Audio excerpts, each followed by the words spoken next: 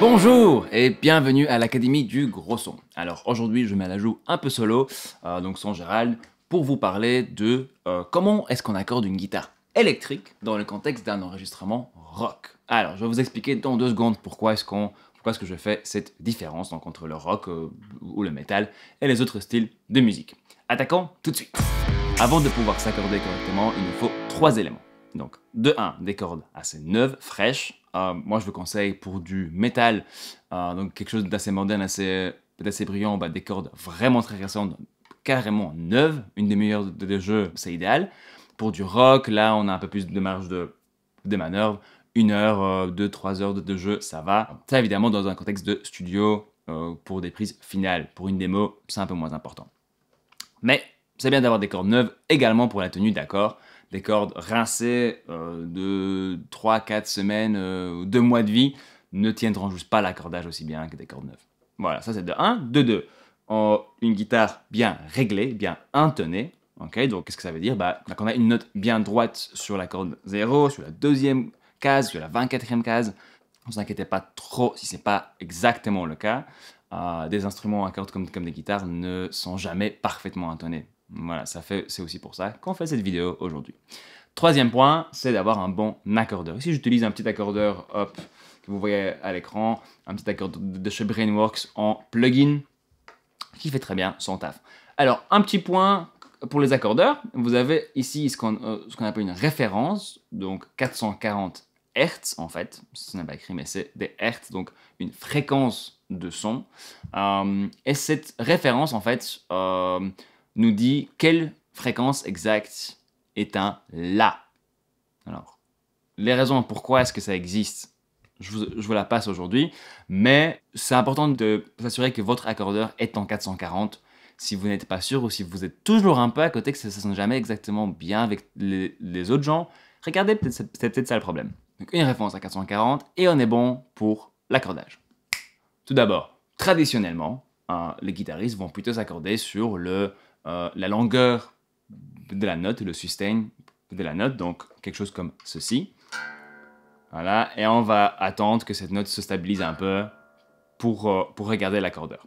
Cette technique-là est tout à fait suffisante, correcte pour certains styles, mais dès qu'on est dans le rock ou le metal, donc ça va un peu plus vite, avec un peu plus d'attaque sur les cordes, dans ce style-là, souvent on n'a même pas le temps de voir la note se développer. Du coup, tout notre riff est un peu trop haut tout le temps, parce qu'on n'est que sur des attaques. Donc là, par exemple, si je l'accorde maintenant sur la résonance de ma note,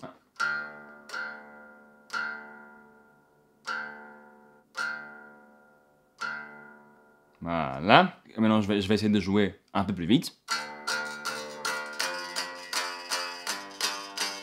Et voilà, vous voyez, chaque attaque que je fais, chaque note que je joue, en fait, un peu trop. Du coup, on va plutôt s'accorder sur les attaques. Alors, pour ça, rien de plus simple, vous augmentez juste la cadence à laquelle vous vérifiez votre note. Donc, au lieu de faire et attendre, vous faites juste. Et n'hésitez pas à y mettre l'attaque que vous allez mettre pendant le jeu. Bon, peut-être pas exagérément, mais suffisamment de frappe par rapport à ce que vous allez réellement faire dans le morceau. Donc là, je vois bien que je suis un peu trop haut. Et c'est là qu'on va attaquer ma technique de accordage. Encore traditionnellement, on va plutôt monter si on est trop bas et descendre gentiment si on est trop haut. Logique. Moi, par contre, je préconise de toujours descendre un peu trop bas et puis remonter doucement. Pourquoi est-ce que je fais ça? Parce que ça vous évite des micro-tensions au niveau du silet et du chevalet qui pourraient s'accumuler lorsqu'on descend d'une note trop haute. Donc c'est une corde qui a trop de tension, on l'enlève un tout petit peu et elle doit glisser ici et là, hop, et descendre en pitch. Alors, sur plein de guitares bien réglées, ce ne sera pas un problème. Sur certaines guitares, ça peut bloquer un tout petit peu. Et du coup, dès qu'on frappe la corde pour jouer le riff, cette tension est libérée, la note descend et on n'est plus du tout accordé. Donc, pour éviter ce problème-là et de manière générale être plus précis, moi, je vous conseille de faire quelque chose comme ceci. Donc, vous allez descendre d'abord. Donc, quelque chose comme ça. Bon, on est bien accordé, on va descendre un peu. Et puis, remonter tout doucement. Hop. Voilà, alors... Mon attaque est un tout petit peu trop haut. Comme ça, dès que la note se stabilise un tout petit peu, je suis à peu près au bon endroit. Et voilà. Tout va dépendre évidemment du type de riff que vous allez jouer juste après. Moi je sais que mon riff c'est un riff un tout petit, c'est un rock un peu lent, donc c'est plutôt cette cadence-ci que je vais utiliser. Donc ça c'est ma technique, descendre et puis remonter doucement. Donc une fois que votre corde à vide est bien accordée, vérifiez à l'octave, sur la 12e corde. Et voilà, ça me paraît pas mal. Donc toujours vérifier à l'octave juste pour s'assurer que votre intonation est correcte. Voilà, je vais maintenant passer en revue toutes les cordes.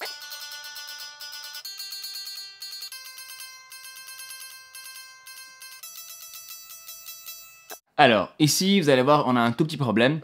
Mes cordes les plus aiguës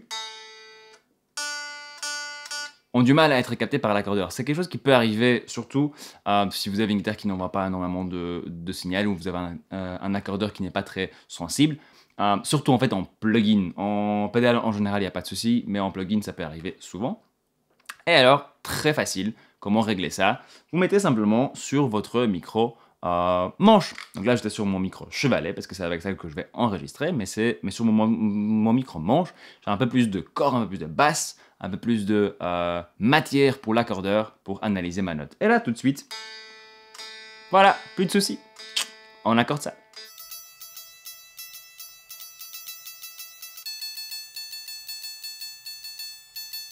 Voilà, donc maintenant vous savez un peu mieux comment s'accorder sur des cordes à vide.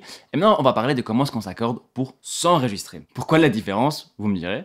Parce qu'en fait moi je demande toujours à mes clients, et quand j'enregistre moi-même également, de s'accorder pas sur les cordes à vide, surtout si on n'utilisera pas, mais plutôt s'accorder sur les notes qu'on va réellement jouer. Donc là ici, mon riff, je vais montrer un peu dans quel contexte on travaille d'abord. Donc nous avons un petit morceau ici, donc un riff et puis un deuxième petit riff, une batterie en midi et une petite basse, et ça donne quelque chose comme ceci.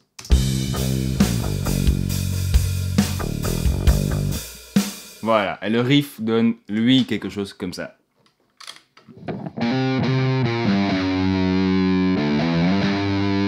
Voilà, donc c'est assez long, c'est assez lourd, mais bien attaqué. Et donc, on va s'assurer qu'on accorde les notes qu'on utilise principalement. Ici, dans mon cas, ça va être surtout cette note-ci, parce que c'est elle qui sert un peu de base à tout le morceau. Donc, je vais surtout m'assurer d'avoir ça bien. J'ai aussi un petit passage plus loin qui fait... je vais m'assurer d'avoir ces 4 notes bien accordées, mais pas les cordes à vide pour ces cordes-là, parce que je n'utilise pas du tout. Voilà, à tout de suite.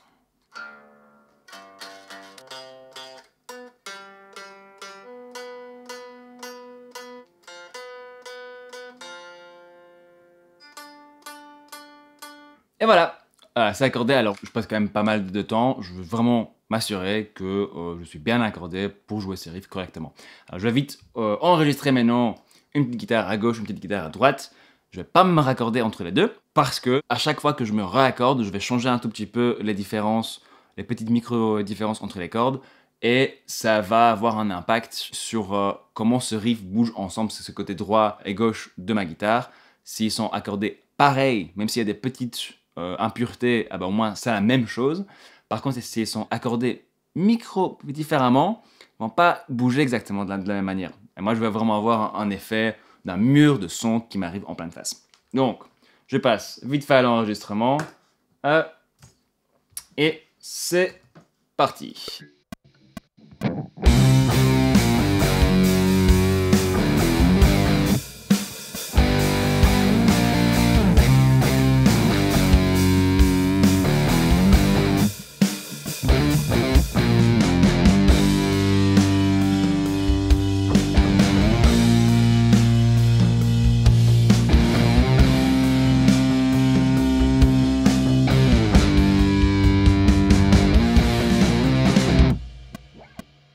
Et voilà. Alors, on va enregistrer tout de suite l'autre côté. Et voilà, c'est parti.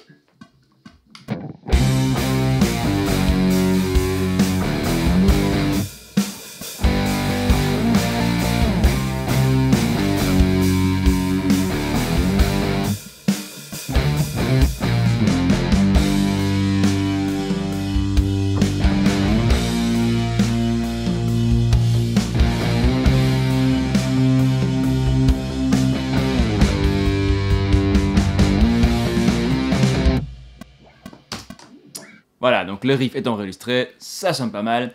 Maintenant, je vais jouer plus haut dans le manche, sur d'autres notes, que je vais évidemment accorder sur ces notes-là. Donc, nous avons quelque chose qui fait un peu ça. Je vais accorder plutôt à ce niveau-là du manche. Donc, on va partir tout de suite vers ça. Qu'est-ce que ça nous dit? Donc, comme je suis sur des petites cordes, je vais plutôt passer sur mon micro manche pour avoir un peu plus de facilité au niveau de l'accordeur. Et c'est parti.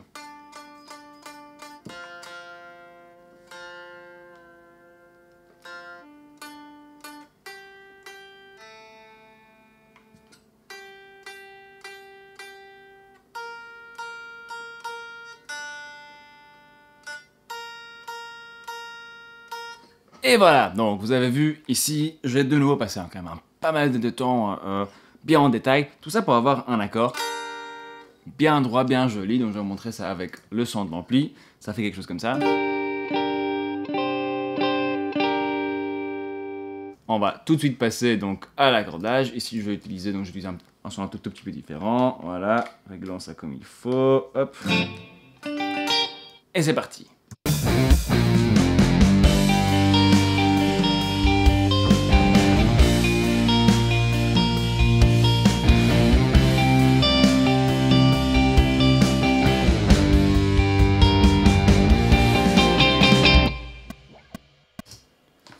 Et voilà, donc avec tout ça, nous avons un petit bout du morceau enregistré exactement pour ce que ça doit être. Écoutons ça vite fait, vous allez voir que tout est bien ensemble.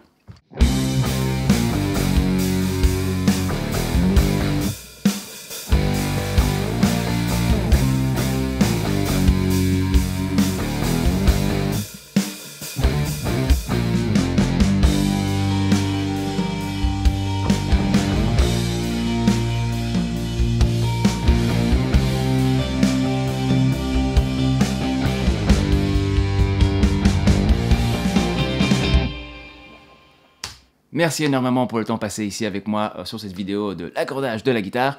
J'espère que maintenant, ça n'a plus aucun secret pour vous. Si jamais c'est le cas, n'hésitez pas à laisser un petit commentaire, posez vos questions, si vous avez d'autres thèmes à suggérer qu'on traite. Évidemment, mettez ça aussi là-dedans, ça nous aide beaucoup. Ça nous permet de vous donner ce que vous avez envie d'entendre, surtout. Et si ce n'est pas encore fait, abonnez-vous juste ici. Il y a une petite vidéo à voir juste là. Et à la prochaine!